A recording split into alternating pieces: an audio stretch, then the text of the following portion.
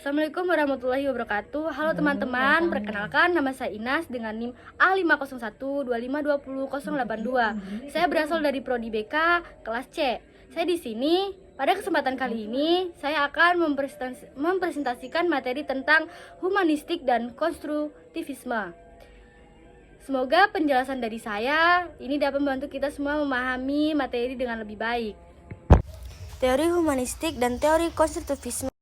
Teori humanistik adalah teori belajar yang menekankan pada perkembangan potensi manusia secara menyeluruh seperti perasaan, nilai, dan kemampuan dirinya.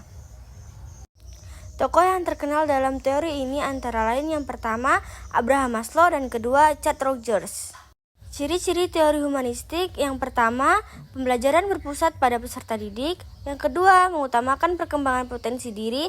Yang ketiga, memperhatikan perasaan dan pengalaman belajar siswa. Dan yang terakhir atau yang keempat, guru berperan sebagai fasilitator atau pembimbing. Adapun contoh dalam pembelajaran, yang pertama yaitu guru memberi kesempatan siswa mengemukakan pendapat. Yang kedua, siswa bebas mengekspresikan ide dan kreativitas. Dan yang ketiga, menciptakan suasana belajar yang nyaman dan menghargai siswa. Adapun tujuan dari teori humanistik yaitu agar siswa dapat mengembangkan diri, memahami dirinya, dan menjadi pribadi yang mandiri.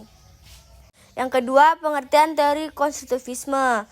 Teori konstruktivisme adalah teori belajar yang menyatakan bahwa pengetahuan dibangun sendiri oleh siswa melalui pengalaman dan interaksi dengan lingkungannya.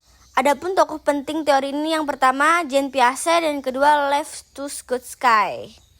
Ciri-ciri teori konstruktivisme: yang pertama, siswa aktif membangun pengetahuan sendiri. Yang kedua, belajar melalui pengalaman pemecahan masalah. Yang ketiga, guru berperan sebagai pembimbing dan penyedia pengalaman belajar. Dan yang terakhir atau yang keempat, menggunakan diskusi, eksperimen, dan kerja kelompok. Contoh pembelajaran teori konstruktivisme: yang pertama, siswa melakukan diskusi kelompok untuk memecahkan masalah. Yang kedua, guru memberi studi kasus atau proyek. Dan yang terakhir atau yang ketiga, menemukan jawaban sendiri melalui belajar. Tujuan teori konstruktivisme yaitu membantu siswa memahami konsep secara mendalam melalui pengalaman belajar langsung. Perbedaan singkat antara teori humanistik dan teori konstruktivisme.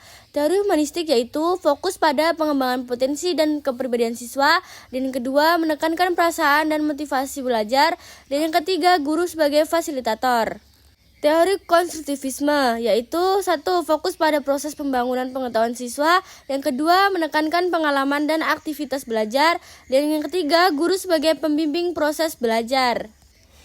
Baik, adapun kesimpulannya yaitu teori humanistik menekankan pengembangan potensi dan kepribadian peserta didik, sedangkan teori konstruktivisme menekankan bahwa pengetahuan dibangun sendiri melalui pengalaman belajar. Kedua, teori sama-sama menempatkan siswa sebagai pusat dalam proses pembelajaran. Sekian materi dari saya ucapkan terima kasih. Wassalamualaikum warahmatullahi wabarakatuh.